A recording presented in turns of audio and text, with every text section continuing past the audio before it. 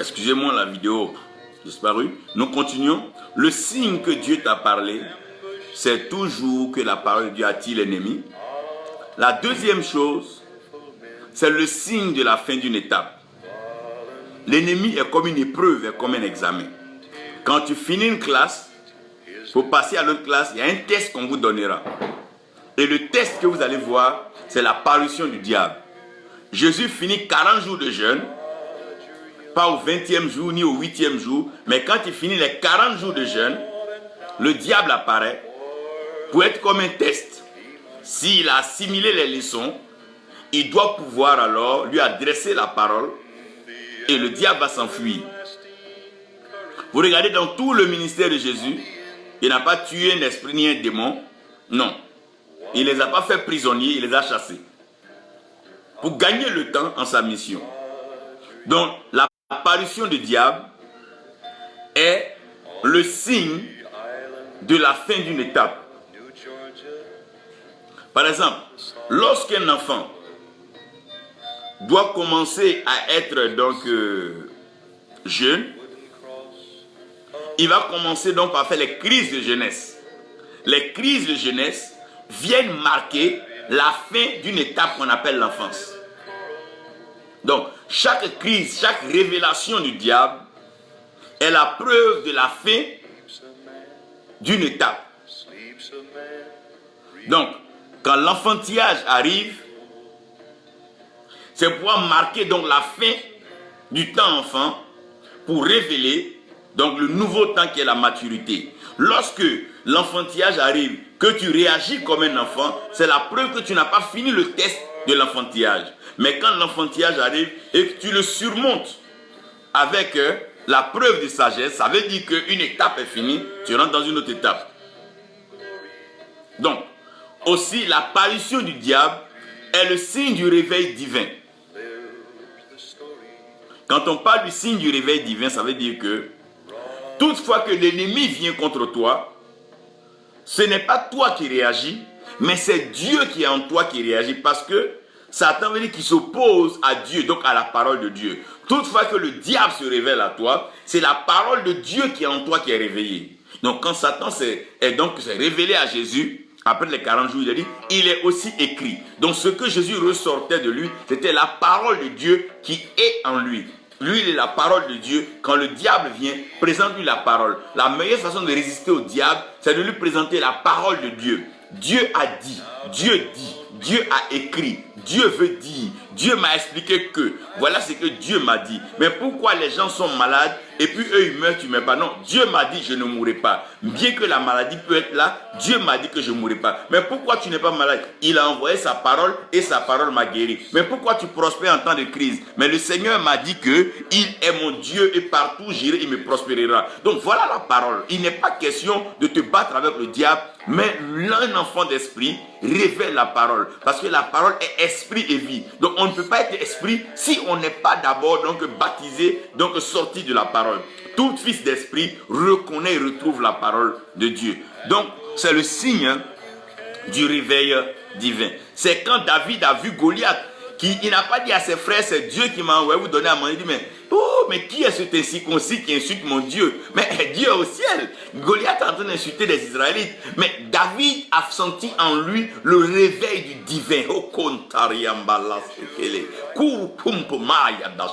Toutefois que le diable se présente à toi, il veut réveiller le divin en toi. Chaque fois que l'adversité, l'épreuve, la malédiction se présente devant toi, elle veut réveiller le divin, la bénédiction, le bonheur qui est en toi. Oh my God, le signe, my God, du réveil divin. Chaque fois qu'un peuple commence à être asservi, c'est-à-dire qu'il est captif et malmené, ça veut dire que Dieu est en train de révéler la liberté, la délivrance de ce peuple-là. Dieu ne permettra pas que tu sois assujetti, dominé, malmené, pour toujours. Aussi, toutefois que le diable apparaît, c'est le signe de la dépendance de Dieu. Le diable veut savoir si tu vas le combattre toi-même ou tu vas le laisser à Dieu. La Bible dit dans le livre de Jude, lorsque l'archange Michel et le diable, donc, et Lucifer et Satan, se contestaient le corps de Moïse, l'archange Michel n'osa même pas porter de propos injurieux à l'endroit de Lucifer. Il lui dit que Dieu lui-même te reprenne. Donc chaque fois que le diable apparaît devant toi, Dieu veut tester ta dépendance de lui. Quand on dépend de Dieu, on ne se défend pas soi-même. Quand on dépend de Dieu, on ne combat pas soi-même. Or, il a dit à Moïse, l'Éternel livrera bataille.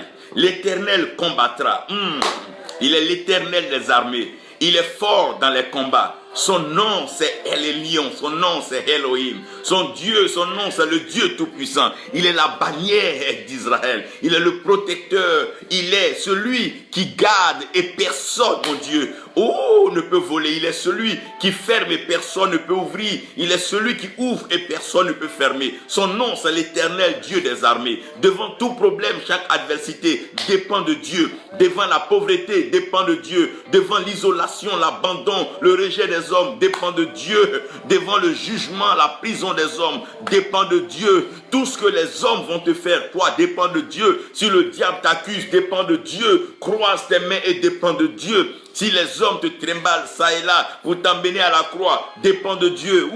À main forte et à bras déployés, il a tendu sa main dans la tombe pour le ressortir d'entre les morts. Nous avons un Dieu puissant. Nous pouvons dépendre de lui. Nous pouvons lui faire confiance. Nous pouvons croire en Dieu. Celui qui a laissé son combat, Dieu n'a pas perdu. Il est vainqueur d'office. Car celui qui est en nous est plus puissant et plus fort que celui qui est dans le monde. Dieu est trop puissant. Arrêtons de nous défendre nous-mêmes. Arrêtons de nous battre nous-mêmes. Que peux-tu? Parce que l'ennemi en général n'est pas toujours celui que tu appelles l'ennemi. C'est celui qui est dans ton cœur, dans ta maison, qui mange et qui dort avec toi. Faisons attention de combattre même des amis croyant que ce sont des ennemis. Laissons cela à Dieu. Le signe de la dépendance de Dieu. David a dit à Goliath, tout ce que tu es en train de prendre pour venir contre moi, ça t'engage. Mais moi, je viens contre toi au nom de l'Éternel des armées. C'est-à-dire, celui qui est en train de combattre, c'est l'Éternel des armées. Je suis aujourd'hui étonné, choqué, quand je vois un peu, quand je vois le comportement de certains pays, peuples, envers d'autres pays. Non. Tout ce qui arrive, sachons confier notre sort à l'Éternel. Malheur à celui qui met sa confiance en l'homme. Un pays qui met sa confiance en un autre pays sera trahi. Un pays qui met sa confiance en un homme sera trahi. Un pays qui pose sa prospérité, sa richesse sur un homme sera appauvri, ruiné. Parce que c'est l'Éternel qui bâtit, oh mon Dieu. C'est l'Éternel qui veille et la cité est gardée. Laissons Dieu prendre sa place de Dieu. Laissons Dieu jouer son rôle. C'est lui qui est tout puissant. C'est lui qui est parole. C'est lui qui est le défenseur de l'univers. C'est lui qui nous a créé. Notre vie est entre sa main. Il tient le monde dans sa main. Et il fait du trône, il fait du ciel son trône. Il est au ciel et il règne. Il voit toutes choses. Il contrôle toutes choses. Une fourmi noire. Sous une pierre noire dans la nuit noire. Dieu de là-haut voit cela. Si Dieu voit tout et que nous dépendons de Dieu, que nous avons laissé notre sort à Dieu, notre vie entre les mains de Dieu, notre destinée entre les mains de Dieu, alors libérez le diable. Parce que plus vous le gardez, Dieu peut pas en découdre parce que vous le gardez avec vous. Si Dieu veut en découdre avec lui, vous risquez vous aussi d'être victime des attaques et des coups de Dieu. Mais libérez-le, laissez-le, donnez-lui une chance. C'est comme tout bon tireur d'élite qui donne une longueur d'avance à sa victime de pouvoir s'évader dans la nature afin de pouvoir apprécier la distance. Laissez Dieu de grâce, laissez Dieu agir. Et pour laisser Dieu agir, vous aussi, vous devez libérer le diable. Vous l'avez tellement gardé dans votre cœur, vous l'en voulez tellement, vous le maudissez tellement que vous ne laissez pas le temps à Dieu de pouvoir agir. Si quelqu'un vous a fait du mal, laissez-le, libérez-le de votre cœur. Même si vous êtes attaché à quelqu'un qui vous a trahi, laissez-le à Dieu. Dieu. Quelqu'un vous a volé, Dieu. Ou un homme ira sur cette terre avec ce qui ne lui appartient pas. N'est-ce pas Dieu qui donne? N'est-ce pas Dieu qui authentifie le propriétaire? Qui s'enfuira de la face de Dieu. Libérez-le, laissez le diable à Dieu. Ne passez pas votre temps à le tuer, le préparer. Non, non, laissez-le à Dieu. C'est parce que vous le maintenez depuis que ça dure. Laissez-le à Dieu. Ce qui est à Dieu. Laissez Dieu intervenir. Laissez Dieu agir. Chacun a son créateur, mon frère.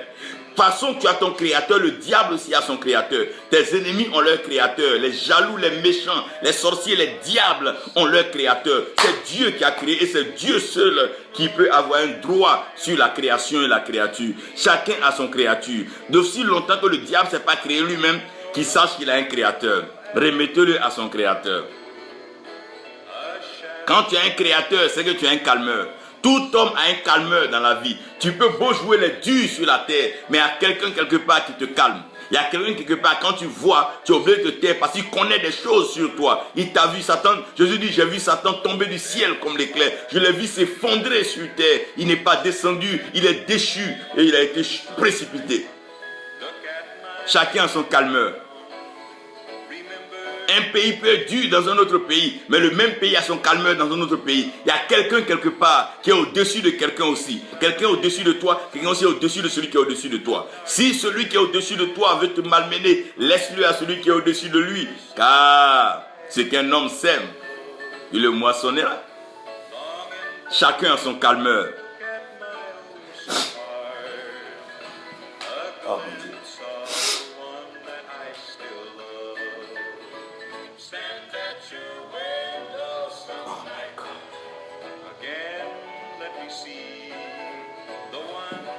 Excusez-moi. Oh my God. Chacun a son calmeur. Chacun a son métier. Satan est l'accusateur des frères. Toi, n'accuse pas les frères. Le diable a son métier. Laissez-le faire son métier. Si Dieu a accepté qu'il soit accusateur, qu'il soit menteur, qu'il soit voleur, qu'il soit pilleur et qu'il soit criminel, laissez-le ainsi. Dieu même qui l'a approuvé dans cette fonction saura quand arrêter sa mission. Pourquoi? Parce que chacun a un temps bien défini. Il y a un temps pour le voleur, il y a un temps pour le propriétaire, il y a un temps pour naître, il y a un temps pour mourir, il y a un temps pour pleurer, il y a un temps pour rire, il y a un temps pour s'asseoir, il y a un temps pour s'élever, il y a un temps pour s'isoler, il y a un temps pour apparaître, il y a un temps pour toutes choses. La Bible dit que le serpent ancien, donc Satan, a été libéré par Dieu pour un temps. Donc Dieu a libéré volontairement Satan pour un temps. Après ce temps-là, Dieu lui-même va l'enchaîner. Et quand Dieu va l'enchaîner, Dieu va le jeter dans l'enfer, dans l'étang de feu. Et ça sera donc une suite pour sa vie et un nouveau départ pour les enfants de Dieu. Ne passe pas ta vie à t'occuper des jaloux, tes ennemis, tes adversaires, ceux qui complotent au village, en campagne, en mégapole, en capitale contre toi. Toi, concentre-toi, consacre ta vie à Dieu. Laisse l'Éternel te faire avancer. Chaque créature a un créateur. Chaque homme a un calmeur, quelqu'un qui parle et cette personne fait silence. Même un enfant, beau être grand, il y a une tante ou une maman, quand elle parle, cet enfant se tait. Dieu a bien voulu que chacun ait un temps de faiblesse et un temps de force. Laissez à chacun son métier, car chaque activité est définie pour un temps. Que le Seigneur vous bénisse et que sa grâce repose sur vous, que sa paix soit avec vous. Laissez tout à Dieu. Quant à vous, bâtissez votre être intérieur. Demeurez persévérer dans la prière, dans le bien que vous faites. Ne gardez rien contre quelqu'un. Aimez les uns et les autres. Aimez tout le monde et laissez Dieu agir en votre faveur. Car la victoire a déjà choisi son camp. Dieu t'a choisi pour être victorieux. Car en Christ, nous sommes plus que victorieux et Christ en nous, l'espérance de la gloire. Que Dieu vous bénisse et que sa grâce repose sur vous. Que ce message édifie quelqu'un et que ce message bénisse des vies. C'est Dieu qui est le Créateur. C'est lui qui a eu le premier mot. C'est lui qui aura le dernier mot. Car il est Dieu.